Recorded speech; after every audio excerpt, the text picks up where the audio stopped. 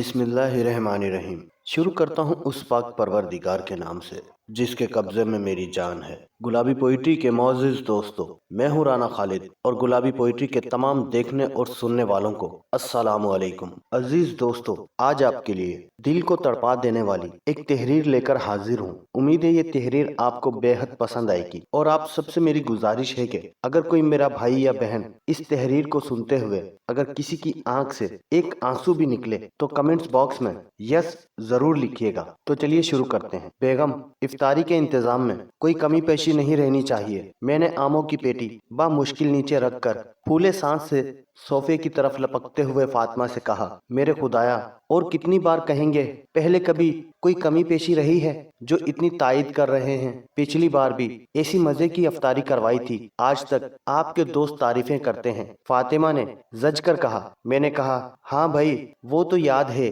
आज भी वैसी ही होनी चाहिए। तुम्हें पता है दोस्त अहबाब हैं तो जरा तुम्हारी भी इज्जत होगी और मेरी भी। हाँ हाँ ठीक है, आप फिक्र ना करें, वैसी ही होगी। फातिमा ने मुझे देखे बगैर रूह अफ़ज़ा की बोतल दूध में उंडेलते हुए कहा और साथ ही कहा कि चिकन बिरयानी, मटन कढ़ाई, बीफ शवरमा, कबाब, जर्दा, निहारी, पकोड़े, समोसे, मिल्क शेक ये सब तैयार हो चुके हैं। खजूरें भी मंगवा ली हैं, बस फ्रूट काटने वाला है। आप जरा मदद कर देना, टाइम थोड़ा रहता है। खैर, मैंने छुरी ली और फातिमा की मुखालिफ सिमत बैठकर फ्रूट काटना शुरू कर दिया। कुछ ही देर में इफ्तारी का इंतजाम मुकम्मल हुआ और साथ ही हमने सहन में सजी डाइनिंग टेबल पे लगा दी। दोस्तों और रिश्तेदारों की आमद का सिलसिला भी शुरू हो गया। इफ्तारी के टाइम तक सब पहुंच चुके थे। इफ्तारी का वक्त होते ही सब ने इफ्तारी की और खुश गप्पे करते हुए खाना खा रहे थे। अरे नवीद यार, थोड़ा ही खाना, ऐसा ना हो कि तुम्हें यहाँ से उठा कर ले जाना पड़े,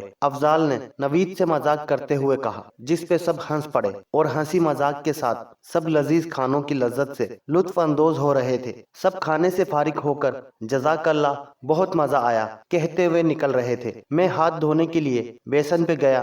बेसन की नल खोली तो साथ ही मेरे कान में एक बच्ची की आवाज आई, अम्मी, सब लोग तरावी भी पढ़ रहे हैं और हमने अभी तक रोजा अफ्तार नहीं किया। सहरी भी सिर्फ पानी से की थी। मेरी आंखों के आगे अंधेरा छा गया। ये आवाज पड़ोसियों की 12 साल की बच्ची की थी। मैं ये जानते हुए भी कि ये इखलाकियात के खिलाफ है, दीवार से उनके घर में झांकने पर मजबूर हो गया। देखा कि वो बच्ची अपनी माँ के सर पे खड़ी थी और उसकी माँ चारपाई पर सर झुकाए बैठी थी और उससे नजरें नहीं मिला रही है और बाकी बच्चे अपनी बड़ी बहन का सवाल सुनकर अपनी माँ के जवाब के मुंतजिर थे। बच्ची बार बार खाने का मुतालबा कर रही थी। मैं ये देख के जैसे पत्थर का हो गया। उसकी माँ ने जब सर उठाया तो नजर मुझ पे पड़ गई। उसकी आंखें आंसुओं से भरी थीं। मुझ पे नजर पड़ते ही जबरदस्ती मुस्कुराई और चादर से आंसू पोंछते हुए कहने लगी, भाई कैसे हैं आप? ये लड़की बहुत जिद्दी है, अभी खाना खाया है सबने, अब फिर जिद कर रही है। वो झूठ बोल रही थी, शायद जानती थी कि मैंने बच्ची की बातें सुन ली हैं। मैं सोच रहा था कि इफ्तारी करते वक्त जब सब बार बार खाने की तारीफ कर रहे थे और एक दूसरे को कह रहे थे कि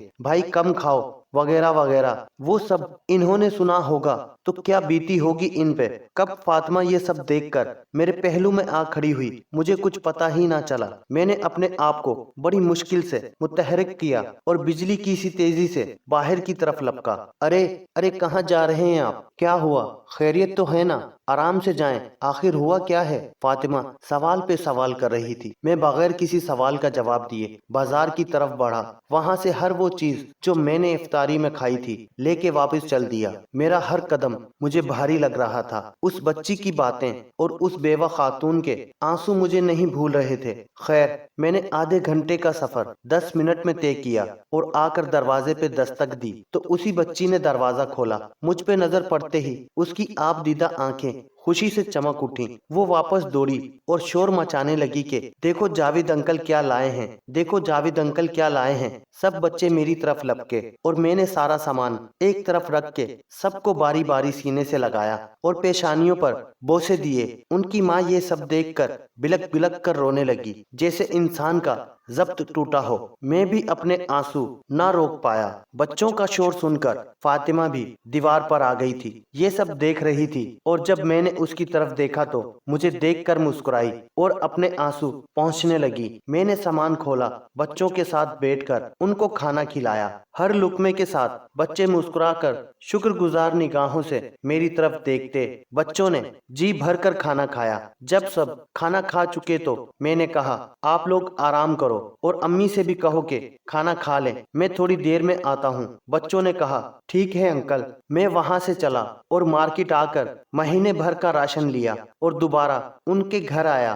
سارے بچے سو چکے تھے اور ان کی ماں جاگ رہی تھی۔ مجھے دیکھ کر اٹھ کھڑی ہوئی اور نظریں جھکا کے کہنے لگی کہ بھائی اتنی زحمت کیوں اٹھائی آپ نے؟ میں نے کہا آپ میری بہن ہو، اس میں زحمت والی کون سی بات ہے؟ یہ کہہ کر میں نے سامان ایک طرف رکھنا شروع کیا۔ جب سامان رکھ چکا تو میں نے سوئے ہوئے بچوں کی طرف ایک نگاہ دیکھا تو جیسے سکون آ گیا۔ میں نے کہا ٹھیک ہے بہنا، چلتا ہوں۔ یہ کہتے ہی میں باہر کی طرف چل دیا۔ نکلتے ہوئے اس خاتون کی بھری آواز سے میں نے سنا کہ بھائی خدا آپ کو کسی کا محتاج نہ کرے۔ اس کی دعا سن کر مجھے لگا جیسے میں نے دنیا و آخرت کی دولت پالی ہو۔ میرے پورے جسم میں ایک سرد لہر دوڑ گئی۔ میں باہر نکلا تو اس نے دروازہ بند کر لیا۔ اس کے بعد ہر روز اس گھر سے بچوں کے ہنسنے کھیلنے کی آوازیں آتی، جنہیں سن کر میری روح کو سکون ملتا۔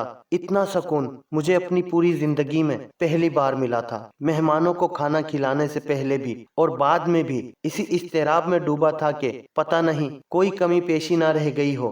گھر پہنچ کر سجدہ شکر ادا کیا اور خدا سے رو کر معافی مانگی کہ خدا مجھے معاف فرما جو میں اب تک اس بات سے غافل تھا۔ ہم کھاتے پیتے گھروں کے دوستوں رشتہ داروں کو کھانے پر مدعو کر کے سمجھتے ہیں کہ بڑا ثواب کما لیا، لیکن اس بارے میں کبھی نہیں سوچا کہ کیا ہماری طرف سے مستحقین تک ان کا حق پہنچ رہا ہے۔ اللہ رب العزت ہم سب پر اپنا کرم فرمائے اور جنہیں اللہ نے عطا کیا ہے انہیں لوگوں کی خدمت کرنے کی توفیق عطا فرمائے اور بے سہارا اور غریبوں کی مدد کرنے کی توفیق عطا فرمائے، آمین یا رب العالمین۔ ناظرین آج کی یہ ویڈیو بس یہیں تک۔ امید ہے یہ ویڈیو آپ کو بے حد پسند آئی ہوگی۔ ویڈیو پسند آنے کی صورت میں صدقہ جاریہ سمجھ کر ویڈیو کو لائک اور شیئر ضرور کیجیے گا اور کمنٹس باکس میں اپنی رائے کا اظہار بھی ضرور کیجیے گا۔ اسی کے ساتھ آپ کا دوست رانا خالد آپ سے اجازت چاہتا ہے، پھر ملیں گے کسی نئی کہانی کے ساتھ۔ تب تک کے لیے اللہ ہم سب کا حامی و ناصر۔